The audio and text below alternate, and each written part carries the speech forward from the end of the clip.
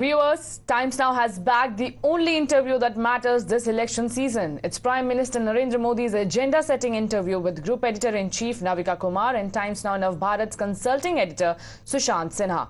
In the detailed interview, in which discussions were held on a wide range of topics, Prime Minister Narendra Modi also claimed that there was an attempt by external forces to influence polls, but asserted that such attempts will not be successful. Listen in.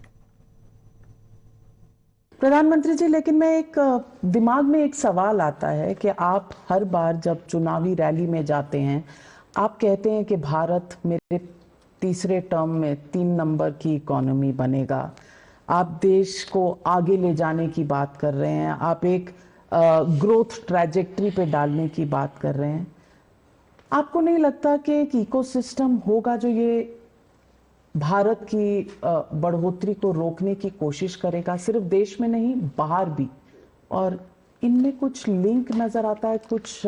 मुझे लगता है कि ये विरोध और जो तीव्रता है, इसकी उम्र 4 जून तक है। 4 जून के बाद न उनकी हैसियत होगी, न उनका हौसला होगा।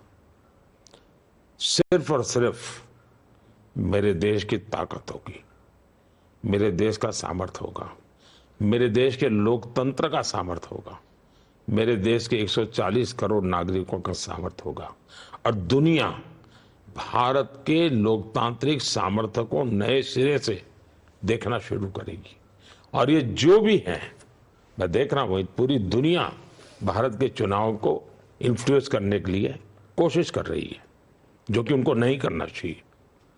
ये वो अपना ओपिनियन नहीं दे रहे हैं, अपना कमेंट नहीं कर रहे हैं, वो इन्फ्लुएंस कर रहे हैं, लेकिन भारत में इन्फ्लुएंस नहीं कर पाएंगे। भारत के लोगों के बहुत सी अंदरूनी जो शक्ति होती है वो बड़ी जबरदस्त होती है। वो आपातकाल के चुनाव के बाद देश ने देख लिया है कि भारत का गरीब के मगर आदमी में भी लोकतंत्र, स्वतंत्रता, ये आदर्श क्या होते हैं उसने दिखाया है, और इसलिए इसमें तो वो कुछ कर नहीं पाएंगे। मुझे पक्का विश्वास है कि जब दीपक बूझने को होता है ना, तो लौ फटफड़ाती है, तो ये वो फटफटाहट है। अब उनको अंधेरे में जाना ही जाना है जी।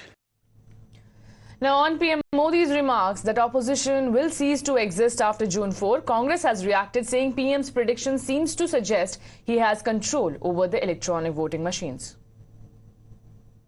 I don't know what Prime Minister is thinking. Is he predicting the election results? This he can only do if he has control over EVM.